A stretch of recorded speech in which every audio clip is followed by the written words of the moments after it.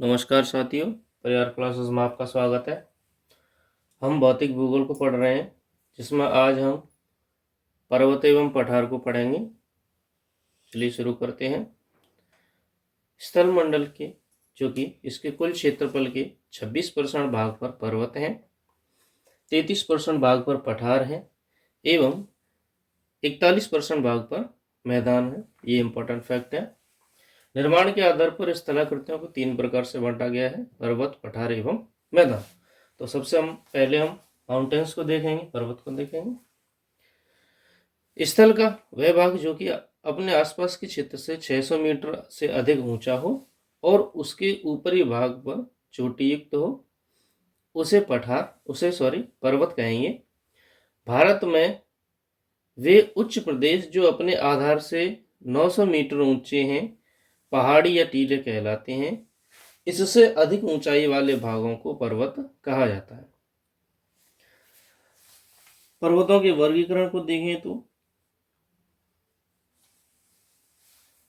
सबसे पहले वलित पर्वत, फोल्डिंग माउंटेन्स या फोल्ड माउंटेन्स। वे पर्वत तलहटी चट्टानों में मोड़ पड़ जाने से बनते हैं, जो कि हमने देखा था। अब प्लेटों की अभिसारी गति हो रही थी और एक प्लेट नीचे की ओर धंस रही थी और एक प्लेट ऊपर की ओर हो रही थी, तो उनकी दोनों किनारियां मुड़ रही थी, जिससे पर्वत बन रहे थे, फोल्डिंग माउंटेन्स। जैसे कि एशिया में हिमालय, यूरोप में आल्प्स, उत्तरी अमेरिका में रॉकी और दक्षिणी अमेरिका में एंडीज। जहाँ आज हिमालय पर्वत खड़ा है, वहाँ किसी समय 33 सागर नाम का एक विशाल भूद्रेणी थी। दक्षिणी पठार के उत्तर की ओर विस्थापन के कारण 33 सागर के तल छठी में बल पड़ गए और वह ऊपर की ओर उठ गए। जैसे ये कहना चाहते हैं कि जैसे ऊपर की यूरेशियाई प्लेट है ये, और नीचे प्लेट थी दक्षिणी पठार वाली। अब क्या हुआ, यहाँ पे 33 सागर था।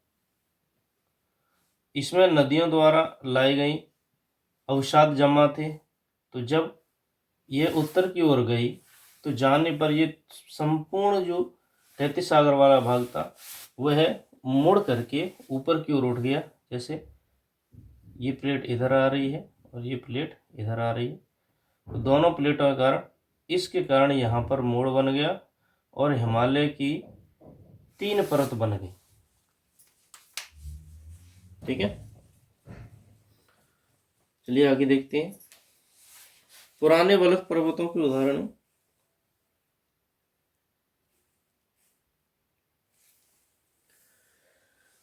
यूराल, अल्पेशियन और नानशान। वलय पर्वतों के निर्माण का आधुनिक सिद्धांत प्लेट टेक्टोनिक सिद्धांत है।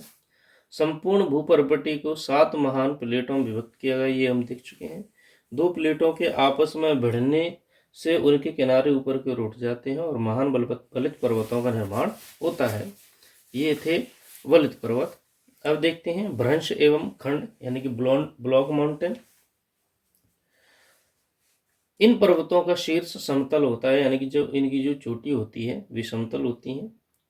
उदाहरण फ्रांस का वॉल्सेस पर्वत। जब चट्टानों में स्थित भ्रंश के कारण मध्य भाग नीचे की ओर धंस जाते हैं और अगल बगल के भाग ऊंचे उठे प्रतीत होते हैं, तो इन्हें ब्लॉक पर्वत कहते हैं। जैसे कोई चट्टान थी, ये है।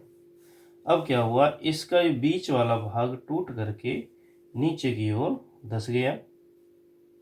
जैसे ये भाग यहाँ चला गया, तो ये दोनों भाग ऊपर की ओर उठे हुए प्रतीत होते हैं। ये ऊपर एक्चुअल ऊपर नहीं जाते हैं, लेकिन ऊपर की ओर प्रतीत होते हैं, तो इन्हें ही कहते हैं ब्लॉक माउंटेन। इसमें बीच वाला हिस्सा नीचे जाएगा, ये याद रखने वाली चीज़ है, क्योंकि अन्य भी पर्वत आएंगे उनमें ये बगल वाले भाग ऊपर की ओर जाएंगे। इसमें ध्यान देना है कि बीच के धसे भाग को रिफ्ट घाटी कहा जाता है। यहाँ पे जो भाग नीचे चला गया था, तो ये जो घाटी बनी थी उसे कहते हैं रिफ्ट घाटी। इसे रिफ्ट घाटी, और ऊपर जो पर्वत के समान रह गए उन्हें कहेंगे ब्लॉक पर्वत या भ्रंश पर्वत। इसमें बीच वाला हिस्सा नीचे जा रहा है, देखिए, भ्रंश के कारण मध्य भाग नीचे धंस जाता है। तो याद रखना रिफ्ट घाटी और ऊपर ब्लॉक पर्वत।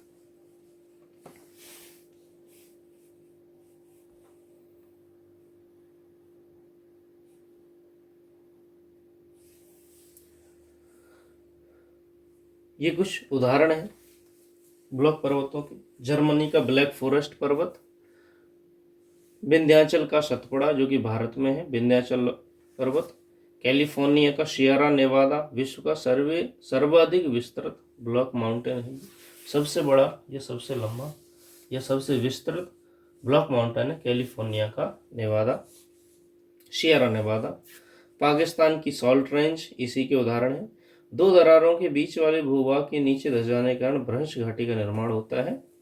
सर्वोत्तम उदाहरण राइन नदी की घाटी जो कि यूरोप में है, और सबसे बड़ी अफ्रीका की महान भ्रंश घाटी है। देखिए ब्लॉक पर्वत सबसे बड़े हैं कैलिफोर्निया के सियरा नेवादा में, लेकिन सबसे बड़ी भ्रंश घाटी है महान भ्रंश घाटी अफ्रीका में। अब अगले हैं, एक और भारत की नर्मदा नदी भ्रंश घाटी में ही बहती है, हमने देखा था, जो कि विंध्याचल पर्वत और सतपुड़ा के बीच में बहती है। अगले हैं ज्वालामुखी पर्वत।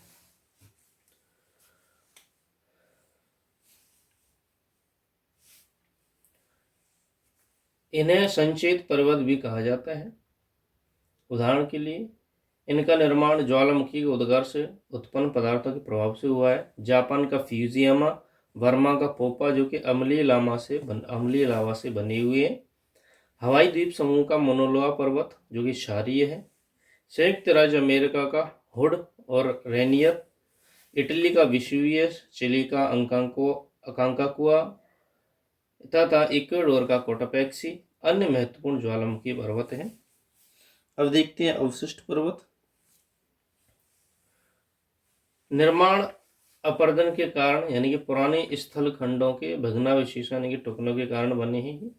नीलगिरी, पारसनाथ, राजमहल की पहाड़ियाँ, मध्य स्पेन का सियरा, अमेरिका के मेसा और बूटे। ये कुछ वलित पर्वतों के उदाहरण दिए गए हैं यहाँ पे।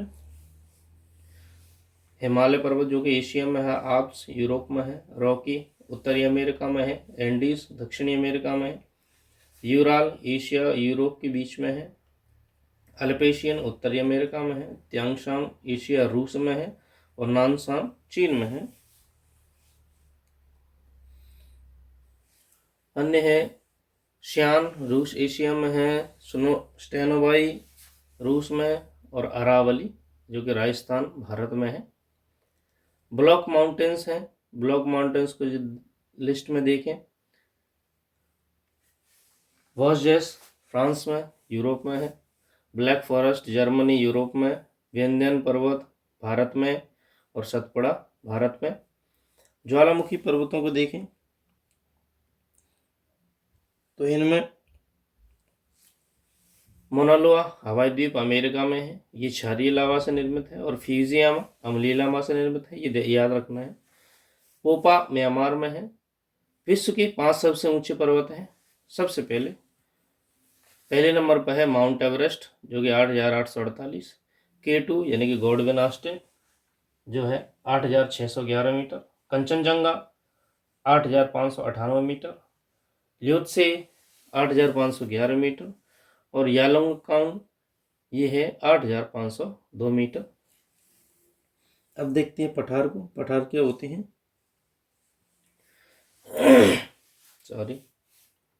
धरातल का विशिष्ट स्थल रूप में अपने आसपास के स्थल से पर्याप्त ऊंचा होता है, जिसका शीर्ष भाग चौड़ा एवं सपाट हो जाता है, उसे ही पठार कहते हैं। ये मतलब सामान्यतः ऊंचे होते हैं और पर्वतों से नीचे होते हैं। पठार चट्टानें मुख्यतः बलुआ पत्थर, चूने और अवसादी चट्टानें आदि इसमें होती हैं। समुद्र तल से ऊंचाई साधारणतः 300 से 1,000 मीटर तक हो सकती है। पठारों को उनकी ऊंचाई के आधार पर नहीं बल्कि उनके आकार एवं धरातलीय उच्चावच के आधार पर पर्वतों और मैदानों के से अलग किया जाता है।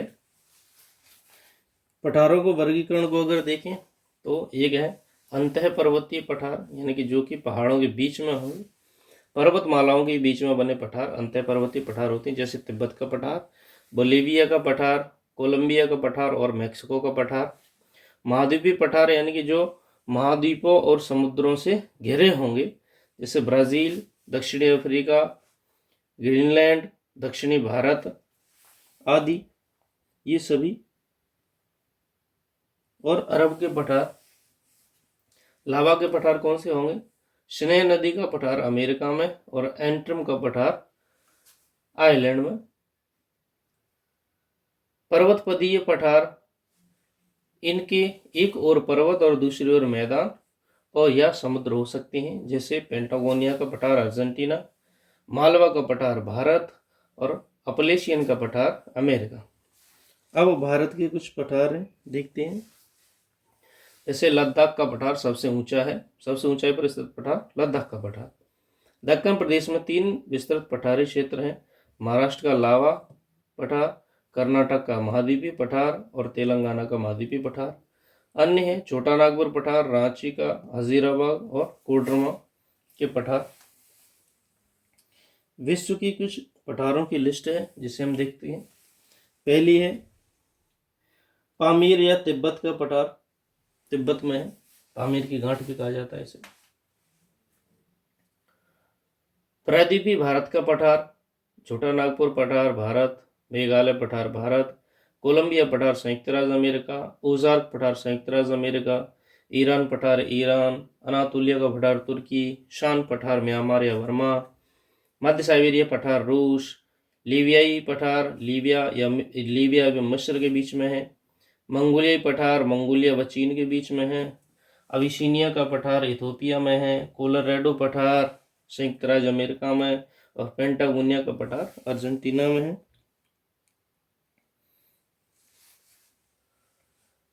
ब्राज़ील का पठार ब्राज़ील में, गुयाना का पठार वेनेजुएला, गुयाना, यूरिनाज, फ्रेंच गुयाना आदि के बीच में है। माटो ग्रासो पठार ब्राज़ील, बोलीविया पठार बोलीविया, पोतवार का पठार पाकिस्तान एवं कोरात का पठार थाईलैंड में अवस्थित है। तो आज हमने पर्वत एवं पठारों को देखा। वीडियो को अंत तक देखने के लिए धन्यवाद। Thank you.